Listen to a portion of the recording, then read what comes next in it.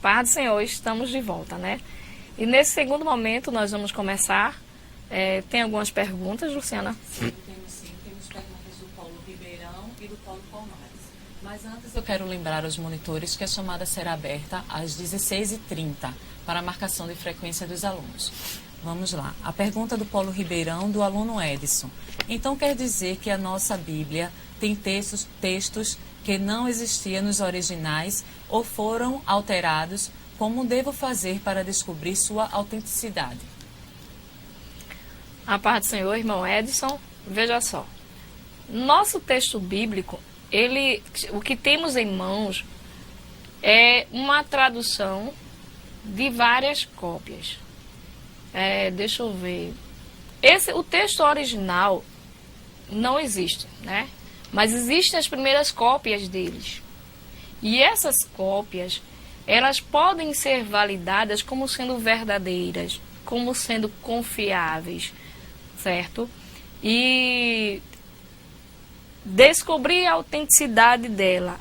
A questão dessa busca pela autenticidade dela foi que motivou alguns estudiosos a buscarem e reconstruir o texto a partir da crítica textual, onde vai analisar questão de tempo, a época que foi escrita, por quem foi escrito, a escola, não é bem escrito, é copiado.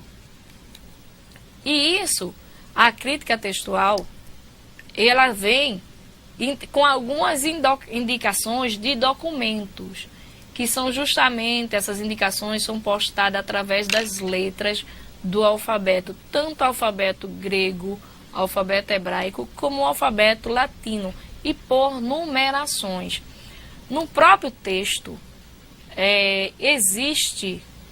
existe essa avaliação, por exemplo, de confiabilidade. Quais são os textos mais antigos? Quais são os textos que justamente os mais antigos, em algumas, dependendo da comunidade de onde veio, são considerados mais confiáveis. Agora, isso não faz com que a gente desacredite na nossa Bíblia e nem desacredite que ela é a palavra de Deus. Isso não faz, certo? Então, descobrir a autenticidade de quem escreveu. Nós sabemos que existem os autores bíblicos. O estilo no qual ele escreveu faz com que eu saiba que foi ele, tipo de linguagem, o tipo de expressões. Agora, as cópias que foram feitas, essas cópias foram que sofreram algumas modificações. Essas modificações, houve um motivo? Sim. Esses motivos podem ter sido sem intenção, através do próprio organismo humano, como a questão de você repetir várias palavras. Pode haver a questão da visão, pode haver a questão a pessoa falar uma coisa e o outro entender outra. E copiar, porque o problema aqui não é a tradução, é a cópia, certo? Não é quem escreveu de primeira mão, e sim as reproduções desse texto de primeira mão. E dá para perceber quais são os mais esses documentos. E a partir dessa construção desses documentos, nós temos o Novo Testamento grego, que temos dois textos, um chamado textos receptos e outros chamados textos majoritários, que são cópias válidas, autênticas e reconstruídas do texto grego. Eu não sei se eu respondi a pergunta do irmão. Qualquer coisa, o irmão pode mandar também para o fórum, certo? Tem outra? Sim, continuando com o Paulo Ribeirão. Correção de difícil interpretação. Isso quer dizer que os copistas traduziam conforme eles entendiam? Como eu falei a princípio, não é a questão de tradução, e sim cópia. Você ouvir algo e escrever conforme o que você ouvia. Então, não é tradução, certo? Não é tradução, é cópias, ok? Em alguns casos, sim, se houver falha. Continuando com Paulo Ribeirão, a tradução do Novo Mundo é confiável?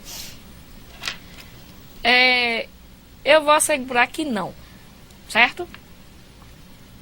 certo? Então, não é confiável. Até porque é vindo de uma seita, né?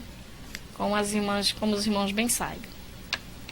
A próxima pergunta é do Paulo Palmares, do aluno Carlos Antônio.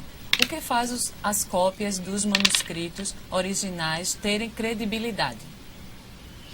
Carlos Antônio, a paz do Senhor, irmão Carlos. O que faz a cópia ter credibilidade? A cópia vai ter credibilidade de acordo com a escola, a época, a intenção. Agora, veja só, o texto bíblico, ele tem sua confiabilidade por causa do autor que escreveu de primeira mão. É como se o senhor, deixa eu tentar dar um exemplo. Pegasse a Constituição, certo? O senhor pegasse a Constituição e reproduzisse aquela Constituição. Dependendo da origem, do local, do grupo de pessoas que estariam com o senhor, magistrados, que estariam com o senhor, doutores, lá para fazer essa reprodução da Constituição, então trariam certo peso de confiabilidade. É justamente essas cópias, elas vieram de escolas e tiveram confiabilidade por conta também dos pais da igreja, tanto de Orígenes quanto de Cirilo e outros mais, no qual é porque eu não fiz as indicações dessas letras. Pensei ainda colocar nesses slides, mas como nós ainda teremos, vocês ainda vão ter aulas de exegese do Novo Testamento grego 2, exegese do Novo Testamento 2, vocês vão ver essas indicações, essas siglas que são utilizadas para validar essas cópias, para dizer assim que essa por ser mais antiga ou essa por vir de tal escola, ela tem mais confiabilidade. Existem nas próprias cópias notas de rodapé, vamos chamar assim, que dão essas indicações e também dizem o motivo pelo qual houve essa alteração, certo? E quais são os textos que há e quais são os textos que não há essas alterações, certo? Que é justamente a questão do o que fazer para descrever e quais são a sua credibilidade, a credibilidade do texto. O que fazer? É justamente através da crítica textual é que nós vamos buscar a origem, se foi de que escola, da escola de Alexandria, se foi da escola de Cesareia, de onde veio essa escola. Então a gente vai fazer, que tipo de texto é esse? A gente vai fazer um apanhado dessas questões que já foram feitas através dos próprios críticos. Eles já fizeram isso, certo? Pode ter mais alguma? Então, obrigada pela participação de todos. Se caso eu não respondi de acordo com o que vocês estavam esperando, vocês podem refazer e em um outro momento nós iremos conversar. Agora, vejam só. Existe um material que das aulas anteriores que eu já postei, já enviei para coordenação. Ou talvez tenha havido alguma falha ou alguma coisa que não foram repassada para vocês. Mas segunda-feira eu estarei ligando para lá para perguntar e no qual estará também essa aula de hoje. E na terça-feira à noite eu estarei lá e irei deixar um material para que a menina possa fazer uma reprodução para vocês, uma reprodução para vocês, para deixar no espaço de vocês um material para que vocês possam se apropriar de mais informações, para que vocês possam ter assim, uma visão maior até para ingressar e até para ajudar na questão do grego 2. E nesse material que eu vou deixar para vocês, pedir para que ela possa deixar, vai estar lá justamente algumas letras e algumas pistas, vamos chamar assim, de pistas e códigos que são disponíveis para testar a validade dos textos, certo? Então, com certeza, eu acredito que ainda essa semana vai estar chegando no material de vocês, vai estar chegando nas mãos de vocês. Certo? Tranquilo? Então vamos voltar à nossa aula, o nosso segundo momento. Eu acho que Só um segundo. Às vezes falta um pouco de ar, né? Eu estou bem melhor da gripe, graças a Deus. Estou me restaurando melhor. Mas de vez em quando, eu acho que o ar que a gente respira me falta um pouquinho. Aí vejam só, o Novo Testamento, que é justamente a exegese dele que nós estamos estudando. Então, diz assim na tela que a chave para fazer uma boa exegese é a habilidade de fazer as perguntas corretas para o texto, a fim de captar o significado pretendido pelo autor. Boas perguntas exegéticas caem em duas categorias básicas. São as questões de conteúdo, o que foi dito, e de contexto, por que foi dito. Quando eu falo de conteúdo, eu estou tentando ver a informação que está contida lá. E quando eu falo de contexto, eu quero saber qual é a intenção que o autor daquele texto estava tentando resolver. Qual era o problema que estava vendo ali. Por exemplo, quando nós pegamos aquele texto no qual João faz questão em dizer: havia um certo homem,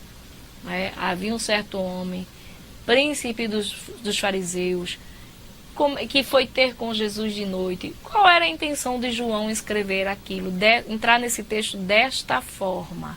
Qual era a intenção? Para quem é que ele estava se dirigindo? Né? O que ele queria resolver naquele momento? Porque o texto bíblico, ele não foi o fato acontecendo e João lá escrevendo, não. O texto bíblico não foi assim. Os fatos aconteceram. Depois foi que eles registraram. Entendeu? Não era como se fosse um diário de bordo, que ia acontecendo, eles iam relatando. Não foi dessa forma. A não ser, vamos nem chamar de diário de bordo, desculpa até a expressão, a não ser as cartas paulinas, na qual Paulo está começando ali a escrever, justamente automaticamente indicando e doutrinando a igreja de acordo com os fatos, de acordo com o que estava acontecendo. Era justamente no momento que estava acontecendo a situação, Paulo sabia, ele começava a escrever e a doutrinar para ensinar as igrejas, diferente dos evangelhos que foram escritos posteriormente à morte de Jesus. As questões de conteúdos são basicamente de 4 tipos. A crítica textual, que nós vimos que é justamente a determinação do texto e das palavras que o autor utilizou. As informações lexical, que é o significado das palavras, o que significa aquela palavra dentro do texto. E as informações gramatical, que é o relacionamento das palavras umas com as outras. E o contexto histórico-cultural, ou seja, quando Jesus diz assim naquele texto: Lázaro sai para fora. No português, algumas pessoas dizem que isso é um erro. Né? Há um erro. Porém, ali, Jesus estava diante de uma multidão que conhecia também a questão da linguagem cultural e comum entre os judeus, que essa expressão sair para fora, entrar para dentro, subir para cima, era uma questão de estilo gramatical da época e até hoje entre os judeus, que dá a ideia de uma pessoa culta. Era uma palavra que era dita pelas pessoas cultas. Sair para fora, entrar para dentro. Se vocês verem a questão da Bíblia, às vezes tem essa... E sonhou José um sonho. Né? Então tem essas questões que é um estilo gramatical que é passado e que é falado pelas pessoas cultas, os magistrados da época. Né? E ainda hoje em Israel, quem diz essas expressões é muito bonito e é uma pessoa muito inteligente. Quem fala dessa forma. Aqui no nosso Brasil, por nossa cultura ser totalmente diferente, se você chegar no meio de algumas pessoas de nível um pouquinho mais elevado e você dizer assim, se você dizer assim, eu vinha e caí uma queda, né? ou então eu entrei para dentro, as pessoas vão lhe ridicularizar, vão dizer que você fala errado no Brasil. Por questão o quê? Do contexto cultural, do contexto histórico-cultural. Contexto histórico-cultural no qual o texto bíblico foi escrito é um. Quando nós vimos a questão de Colossenses, onde aqui hoje mesmo nesse slide, que fala que os escribas fizeram modificações quando tinha expressão assim, mistério de Deus, vírgula, Cristo. E eles modificaram para mistérios de Deus ou mistério de Cristo, porque essa expressão, apesar deles saberem que Jesus Cristo é o Filho de Deus, mas dá a ideia de duas pessoas, Deus e Cristo, segundo eles, e não quando Paulo escreve Deus, Cristo, os escribas quiseram fazer a distinção entre duas pessoas. Talvez a intenção de Paulo era apontar que Jesus Cristo era Deus. Quando ele faz a modificação, ele dá a ideia de mistério de Deus e de Jesus Cristo, das duas pessoas distintas, que talvez não fosse a intenção de Paulo. Então, eu tenho que ver isso, o contexto no qual os escribas, os copistas fizeram aquilo. Por quê? Se foi para judeus, os judeus, eles não aceitariam essa expressão. É igual, por exemplo, nos evangelhos, muitas vezes em um texto diz assim, o reino de Deus é tomado à força. E outro diz assim, o reino dos céus, em outro evangelho. Por quê?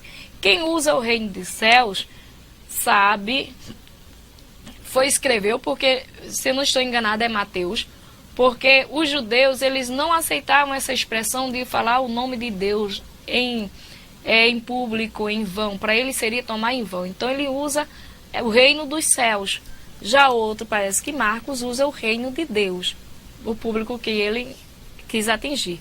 Então é uma questão de contexto cultural e histórico, que cabe na ideia da exegese. Os passos que eu tenho que tomar para todos esses passos exegéticos que eu vou mostrar agora, eles são comuns a todos os tipos de gêneros.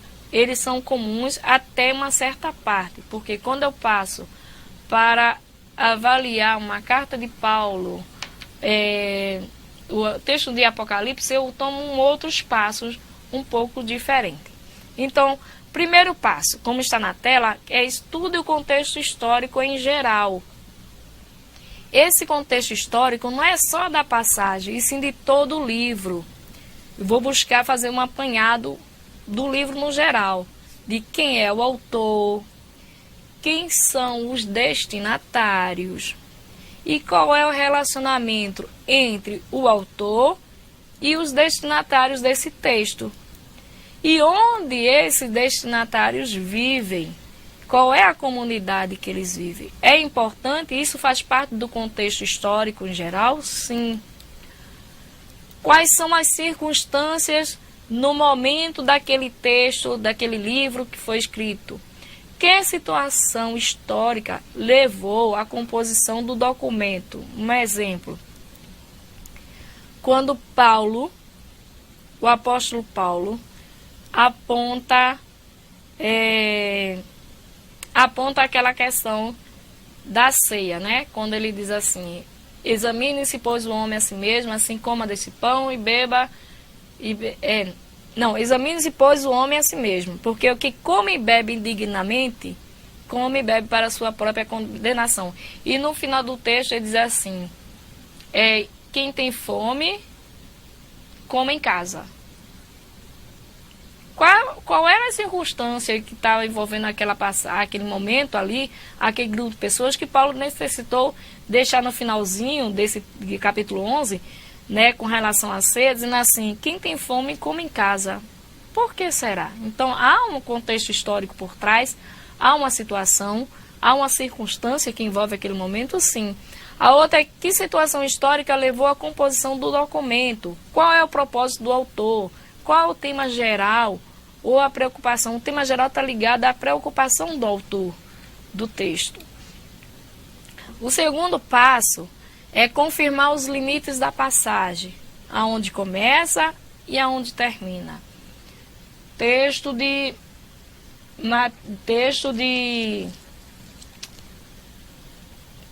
Carta de João, Evangelho de João, capítulo 3.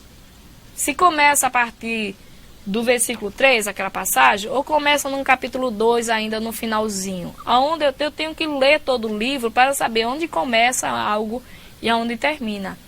Aí diz assim: procure se certificar de que a passagem que você escolheu para a exegese é uma unidade genuína e completa, ou seja, que não depende do que vem antes nem do que vem depois. Eu tenho que ler, tá inteirada do assunto, para poder não fazer a minha exegese ou a minha análise pela metade. Aí diz assim: domine completamente o parágrafo ou perícope em estudo, que é justamente o texto no qual foi escolhido. O outro diz assim: analise a estrutura das frases e as relações sintáticas. Eu preciso analisar a estrutura da frase e as relações sintáticas entre elas. Diz assim que para fazer isso bem, não existe nada melhor do que escrever toda a passagem numa forma estruturada, buscando a questão da coesão e da coerência.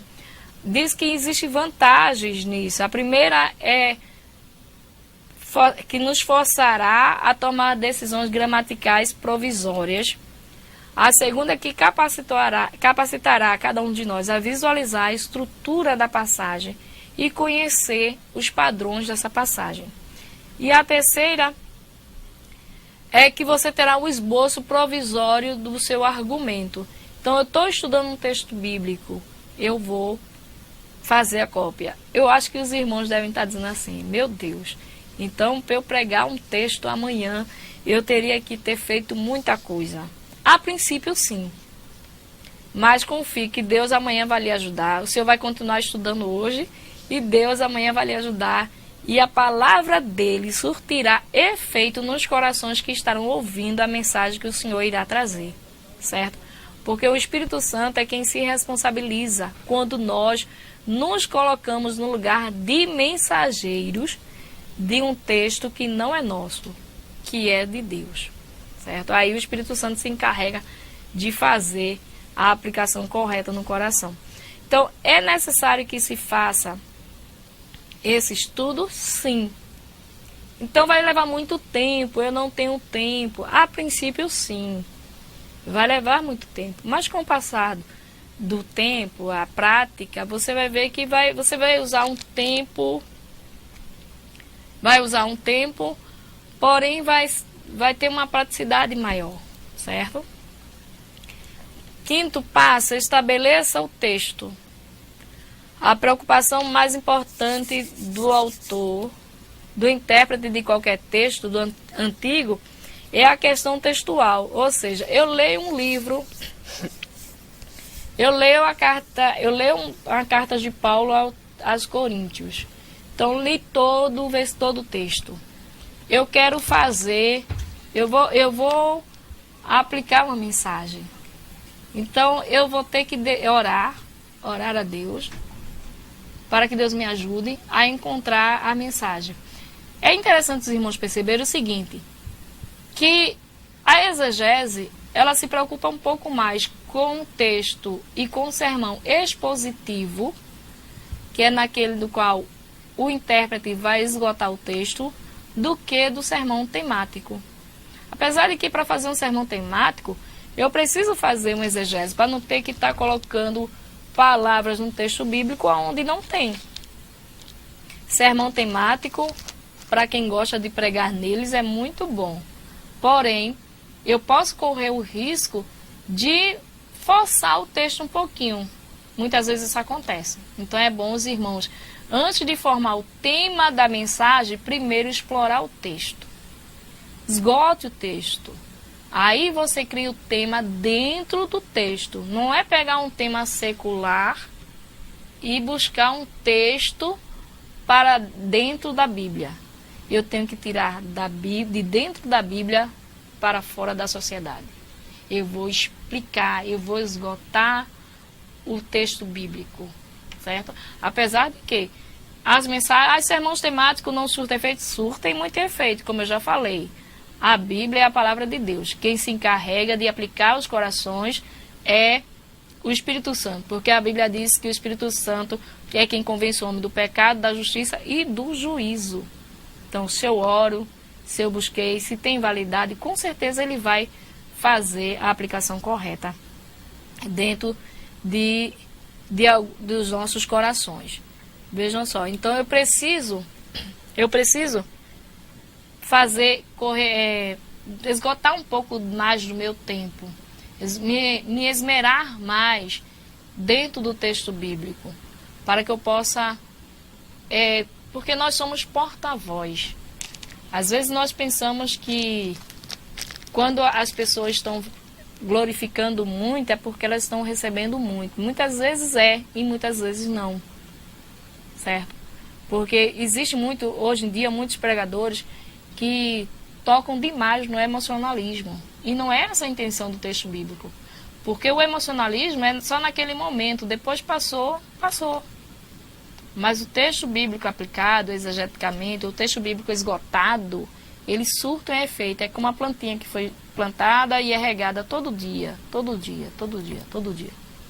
Certo? Então, voltando só um pouquinho antes, eu preciso ter, nos passos da exegese, voltando mais um pouquinho, para os passos da exegese, eu preciso me inteirar de toda a passagem. Toda a passagem é todo o livro. Eu vou pregar no livro de João, no Evangelho de João, no capítulo 3, ou no capítulo 15. Então eu tenho que ler todo o livro antes. Porque muitas vezes o que eu vou falar ali no capítulo 15 tem algo a ver que estava lá no capítulo 3, tem algo a ver no capítulo 2, tem uma explicação depois. Então eu não tenho que pegar só aquela passagem.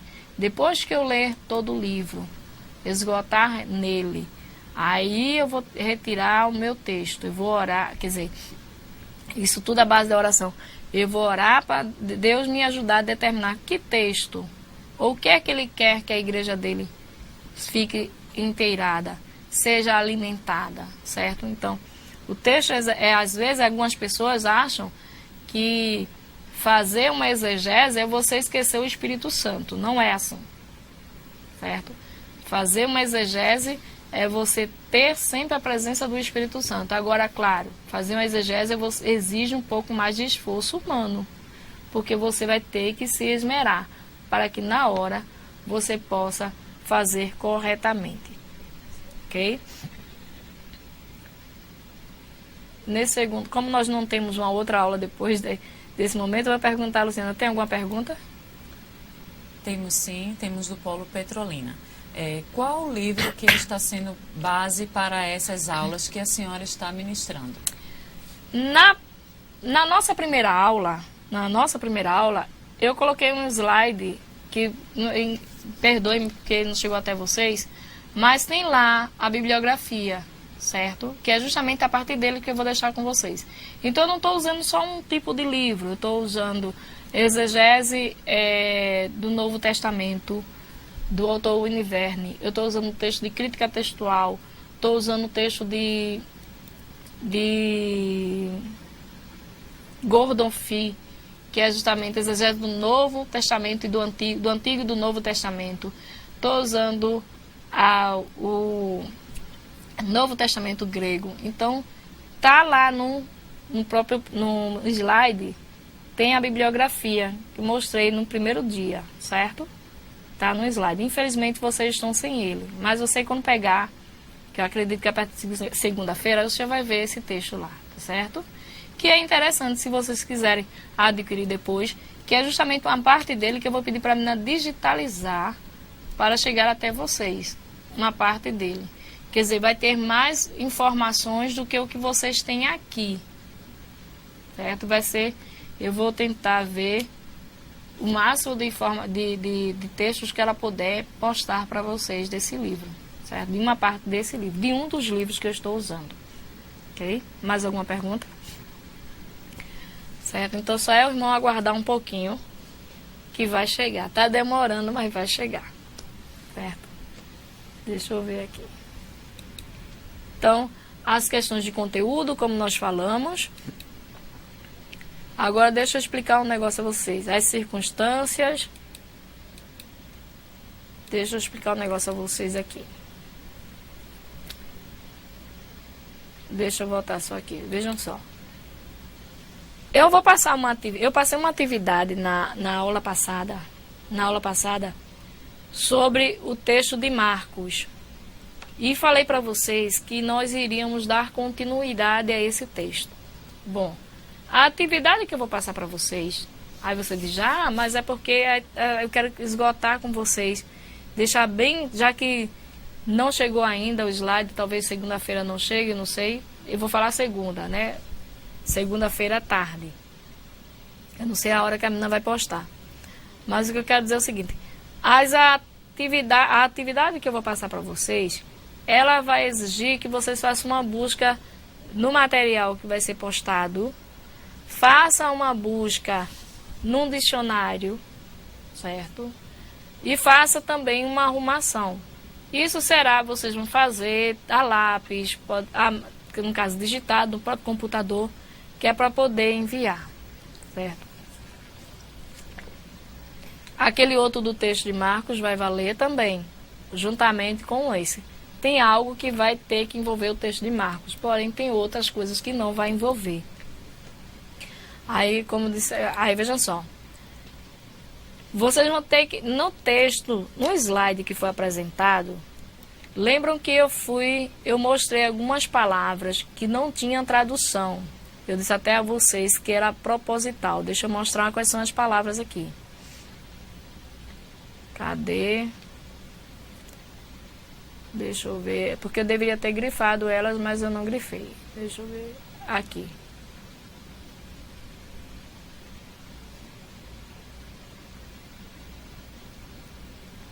Deixa eu pegar aqui.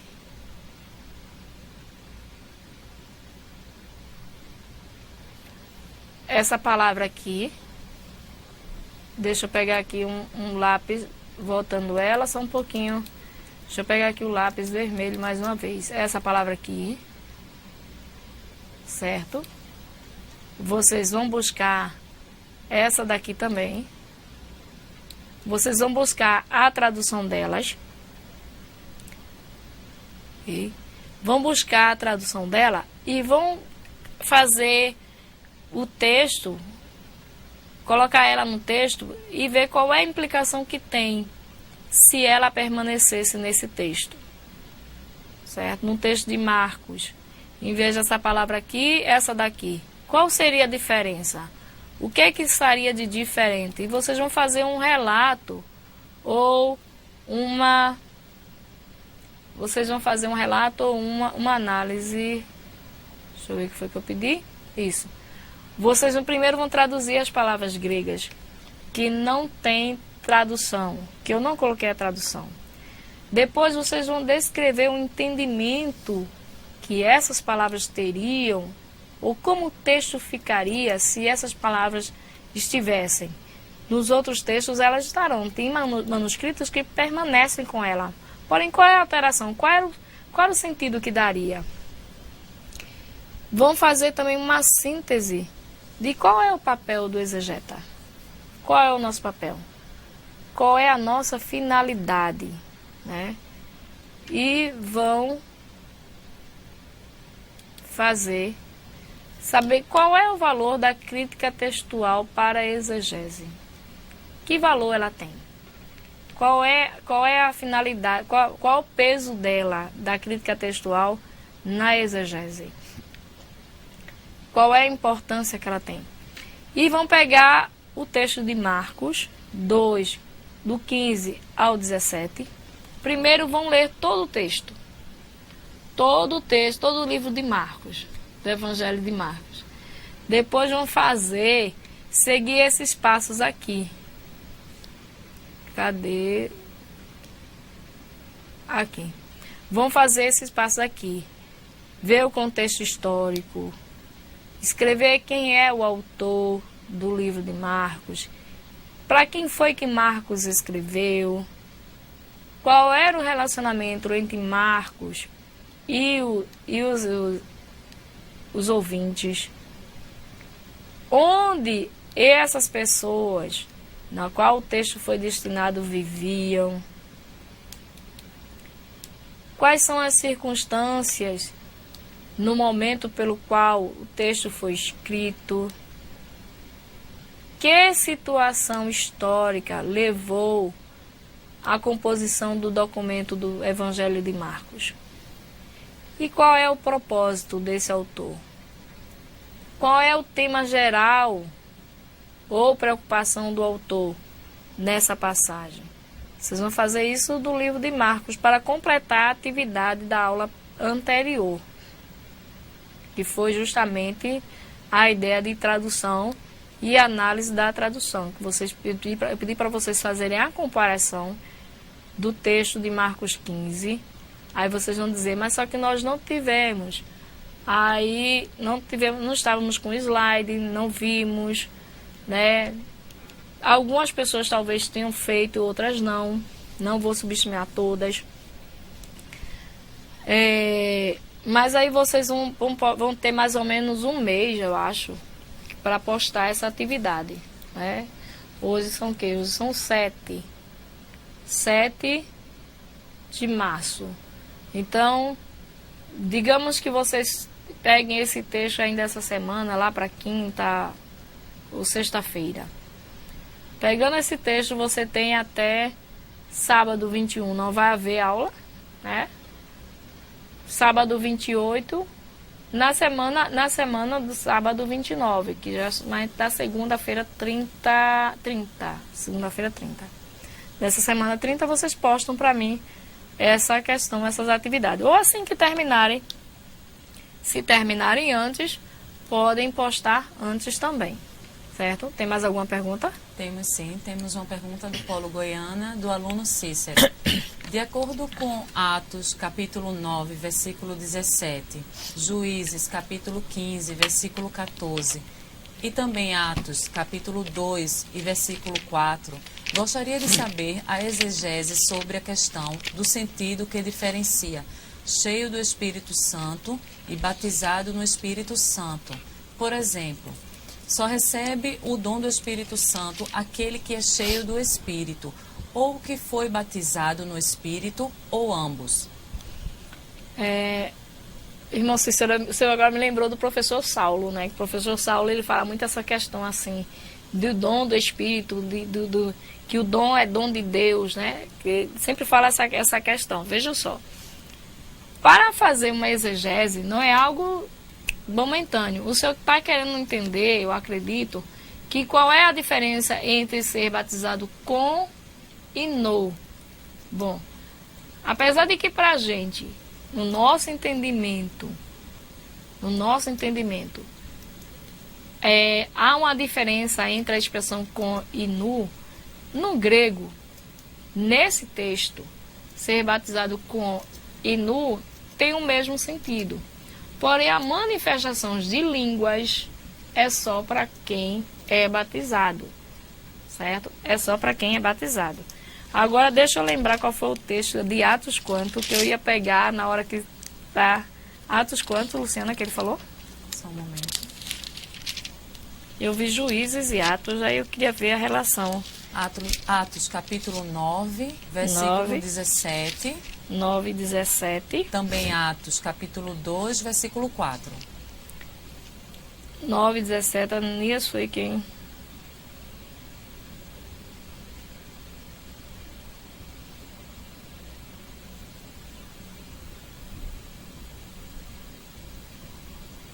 Para que fossem, tornes a ver e sejam cheios do Espírito Santo. E Atos 2 e... 2, versículo 4.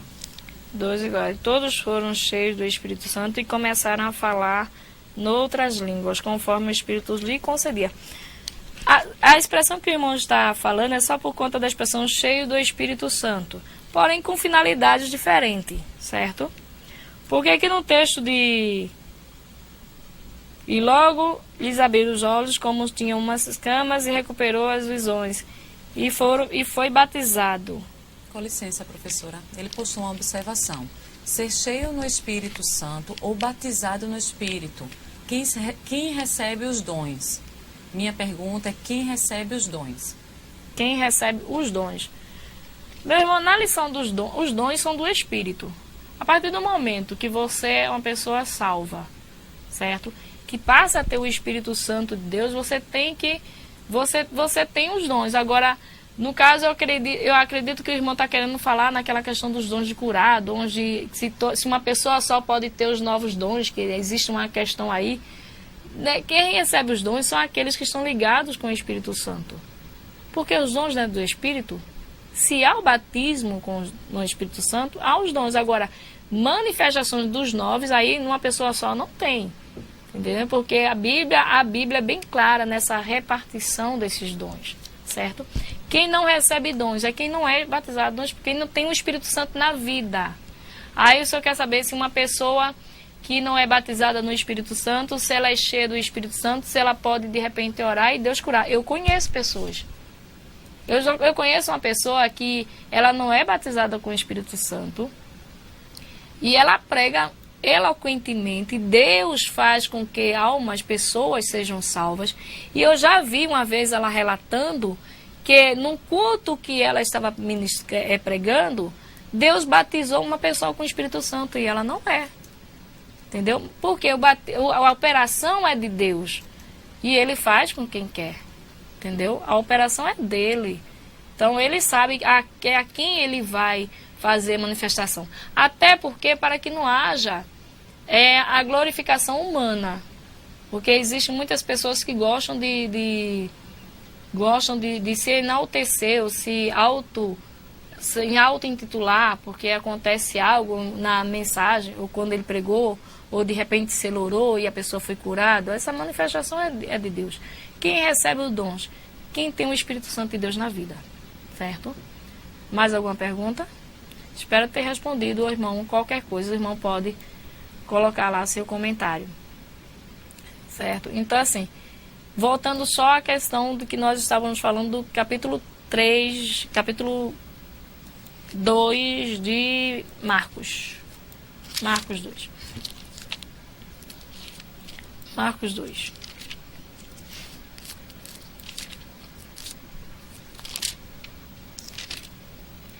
Marcos 2.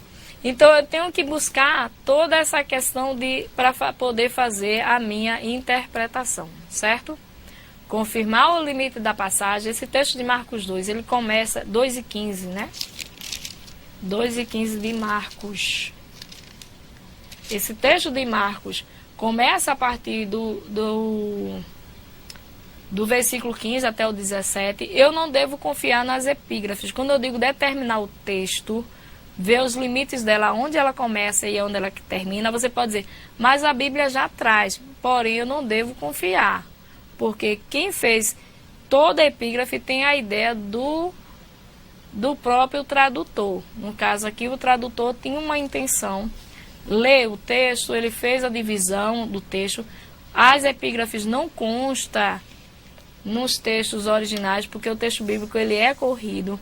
A princípio nós vimos como é que ele era escrito. Ele era escrito com letras maiúsculas, deixa eu mostrar, que são chamados de documentos unciais. Deixa eu voltar aqui bem rapidinho o texto.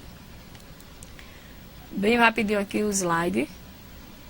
Deixa eu mostrar aqui. Era escrito todo dessa forma aqui, ó.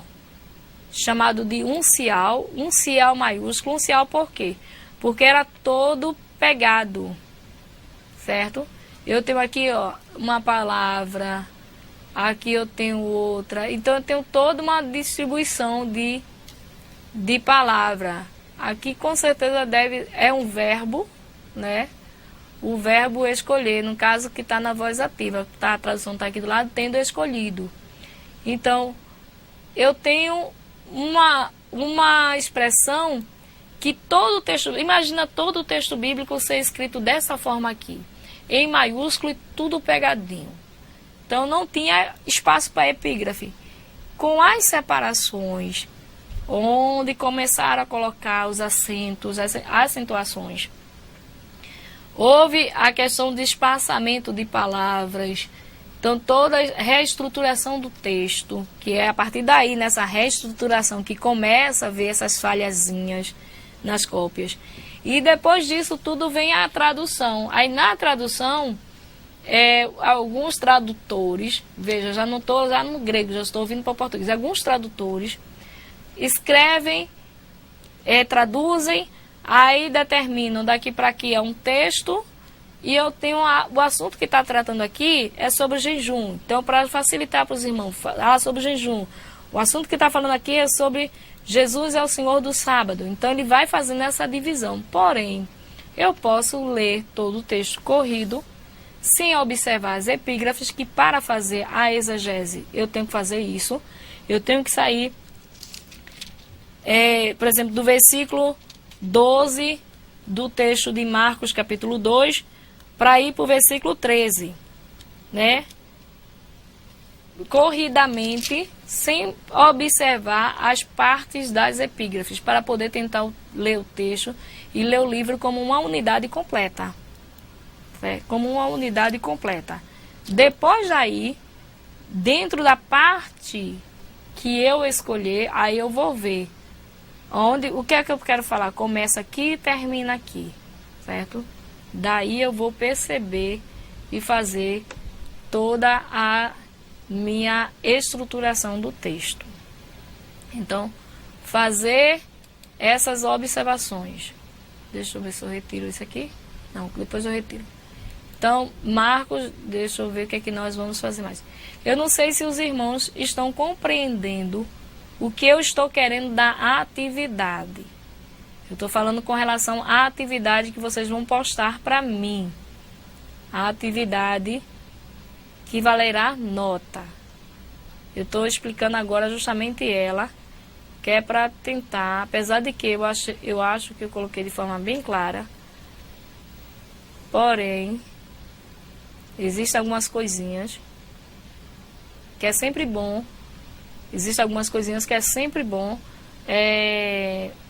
nos apropriarmos. Deixa eu ver aqui. Qual o valor daqui? Não, deixa eu ver. Versículo. Aqui. Então, primeiro, pode colocar na tela, Billy, por favor. Primeiro, traduzir as palavras gregas. Traduzir as palavras gregas descritas no texto acima. Traduzir as palavras gregas acima. Traduzir as palavras gregas acima. Descrever o entendimento que o texto teria sem essas modificações que foram feitas. Sem essas modificações que foram feitas. Sem essas modificações que foram feitas. Sem essas modificações que foram feitas. E fazer uma síntese sobre o papel da exegese e o papel do exegeta. Certo? Qual a diferença? Fazer uma síntese. Por isso que vocês vão pegar. Eu vou pedir para que vocês façam. Eu vou pedir para que a menina faça uma postagem do material, porque vocês não vão se prender só ao que está escrito aí no slide. Vocês vão buscar no livro também. Então, qual o papel do exegeta? Né? Você como sendo exegeta.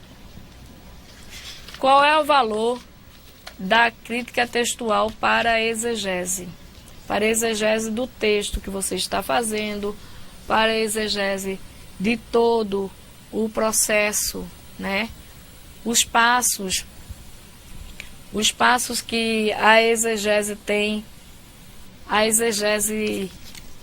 os passos da exegese, questão da delimitação da passagem, a questão da delimitação da passagem, certo? E temos que fazer todas essas observações, certo? O gênero textual, qual é o gênero que você está usando? Então, eu não sei se há alguma pergunta com relação a essas observações, a essa atividade. Veja só, eu não estou perguntando sobre o texto ou sobre a aula. Estou perguntando sobre essa atividade. Se existe alguma observação, se não há algum entendimento com relação a isso. Ok? Então, vocês sintam-se à vontade, né? No caso, vocês têm um espaço que é destinado a vocês para que vocês possam postar essas atividades. Dentro desse espaço é que vocês não precisar enviar para a STEADEB para que possa trazer. Eu vou tentar corrigir elas, apesar de que eu não gosto muito de ler na tela do computador, mas eu vou tentar corrigir elas na própria tela, tá certo? Vou tentar fazer essa coisa, porque problemas pessoais mesmo, eu não sou muito de chegada de estar lendo. Tanto é que meus livros são papéis, eu tenho livros em PDFs, mas eu gosto de livro papel. Gosto de ler no papel, não sou muito chegada na tecnologia não. Mas vocês vão ter que postar no espaço de vocês, certo? Então, tem alguma pergunta com relação à atividade? Nenhuma pergunta com relação à atividade. Bom, meus irmãos, então a nossa aula de hoje, ela vai começando a se encerrar por aqui, certo? Eu deixei um texto dois textos bíblicos para que vocês meditem nele. Um é Provérbios 4 e 7. O outro é 1 Timóteo, primeira carta de Paulo a Timóteo, capítulo 4, do versículo 6 ao 16. Eu vou ler para vocês, apesar de saber que vocês sabem ler e conhecem esse texto muito bem, mas eu gostaria que vocês abrissem suas Bíblias e lessem comigo, certo? Provérbios 4, do 4 ao 7. Versículo 7. Provérbios 4, versículo 7. Às vezes a Bíblia aqui aparece numa casualidade. Diz assim: a sabedoria é a coisa principal. Adquire, pois, a sabedoria. Sim, com tudo o que possuis, adquire o conhecimento. E Paulo escrevendo a Timóteo, ele diz o seguinte, na sua primeira carta. Perdoe-me aqui. Deixa eu pegar aqui. Sua primeira carta, no capítulo 4, do versículo 16, 6 até o 16, diz assim: portanto, essas coisas, propondo essas coisas aos irmãos, serás bom ministro de Jesus Cristo, criado com as palavras da fé e da boa doutrina que tens seguido. Mas rejeita as fábulas profanas e de velhas, e exercita-te a ti mesmo em piedade, porque o exercício corporal para pouco aproveita, mas a piedade para tudo é proveitosa, tendo a promessa da vida presente, a qual que há de vir. Essa palavra é fiel e digna de toda aceitação, porque para isto trabalhamos e lutamos, pois esperamos no Deus vivo, que é o Salvador de todos os homens, principalmente dos fiéis. Manda essas coisas e ensina-as. Ninguém despreza a tua mocidade, mas seu exemplo dos fiéis. na palavra, no trato, no amor, no espírito, na fé, na pureza. Persiste em ler, exortar e ensinar até que eu vá. Não despreze o dom que há em ti, o qual te foi dado por profecia, com a imposição das mãos do presbitério. Medita essas coisas, ocupa-te nelas, para que o teu aproveitamento seja manifesto a todos. Tem cuidado de ti mesmo e da doutrina. Preserva estas coisas, porque fazendo isto te salvarás, tanto a ti mesmo como aos que te ouvem. Então a recomendação do apóstolo Paulo aqui é também para que tenhamos, para nós, para que tenhamos cuidado, né, quando estivermos estudando, quando estivermos adquirindo conhecimento, para que não venhamos a nos desviar daquilo no qual nós aprendemos, daquilo que da nossa comunidade, para que não venhamos nos desviar dos ensinamentos que nós aprendemos e de quem nós aprendemos, que é do Senhor Jesus Cristo, né? Para que não venha Provérbios, capítulo 3, versículo 5, diz assim, é a expressão que diz assim: confia no Senhor e não te estribes no teu próprio entendimento. Ou seja, não confies no teu próprio entendimento. Outra recomendação do profeta diz assim: maldito o homem que confia num homem e faz do seu braço, né, a sua força. Ou seja, maldito quando nós, somos malditos quando nós achamos que sabemos de tudo, que confiamos em tudo, que sabemos de tudo, que somos o tudo, né? Mas temos que ter certeza que a nossa força está no Senhor, que tudo que temos é dele, é para ele e só aprendemos dele, não é verdade? E que estamos estudando para produzir, para florescer onde estamos plantados, para contribuir na obra do Senhor, para fortalecer a outros e para trazer a outros para nós, para o rebanho do Senhor Jesus Cristo. Então, que cada um dos irmãos, né, que Deus possa abençoar e continuar abençoando cada um dos irmãos durante as próximas aulas que vocês terão, durante o próximo módulo que vocês terão, e que vocês se apropriem de cada aula que está sendo dada. Que Deus possa continuar abençoando a cada um de vocês. Passar para a Luciana, porque ela tem uma palavra. Antes, o Paulo Ribeirão, professora, diz que o tempo para entrega da atividade está curto. Está curto. No trabalho. E pergunta se a senhora pode alterar a data. Posso alterar. Agora, qual seria a sugestão? Ele coloca alguma sugestão de data? Não. Porque, no caso, seria dia 30, né? Eu estou sem nenhum calendário aqui. Dia 30, essa semana que vem é a semana 20 ainda. Então, seria de hoje a 15, seria 28. Não. De hoje a 15 é 21. Veja só, de hoje a 15 é 21. Então, de hoje a 20 dias é 28, né? Aí, de hoje a 20 dias é 28, isso. Né? Então... Dia 30 é segunda-feira. Então, será que eles queriam um mês? É isso? Ele tem alguma sugestão de data? Não, ainda não. Se o irmão tiver alguma sugestão de prazo, acho que um mês, deixa eu ver. Pode ser.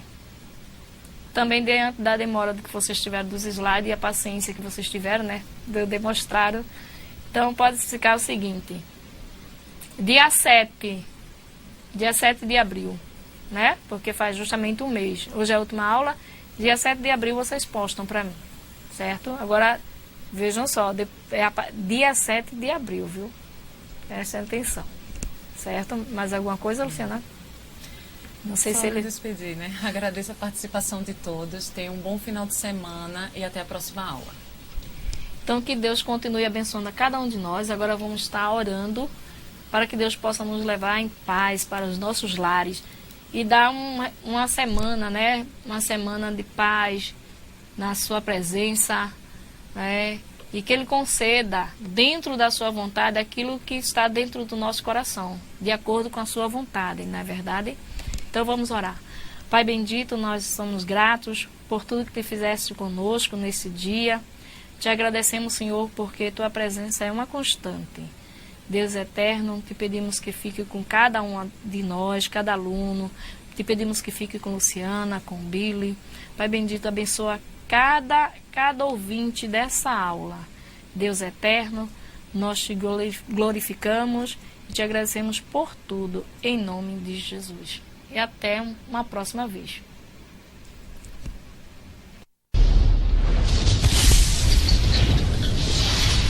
Thank you.